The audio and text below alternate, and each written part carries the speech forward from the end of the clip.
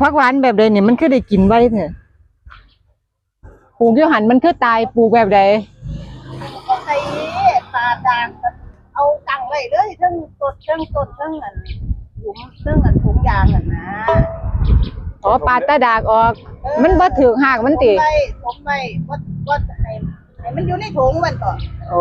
ออกจากถุงก็อย่าออกจากถุงเก่าพอปลูกแล้วตัวมันติดตัวมันใหญ่กว่าแล้วไปดึงถุงออกโอ้ให้มันติดซะก่อนมันติดให้มันใหญ่กว่าเลยมันใจว่าเจ้าค่ะถงเก่าก็ดอก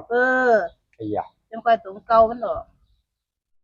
ตั้งไว้หันละตั้งไว้ต้องมองอยู่หดน้ำแต่ว่าให้เฮาไปซื้อถุงพันธุ์มันมา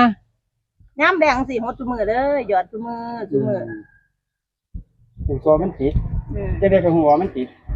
มันก็สิโป่งใบออกมางามขึ้นเขาพอเจองามออกมาเดี๋ยวเขาก็หูดใบหลอกให้มันโป่งขึ้นอีกเห็นป่ะเอาใบแก่มันหูดใบแก่มันออกจำได้ต้น3 ต้นที่ต้นโอ้เห็นบ่หูดนี่เห็นบ่นี่แล้วมันก็โป่งขึ้นอยากให้มัน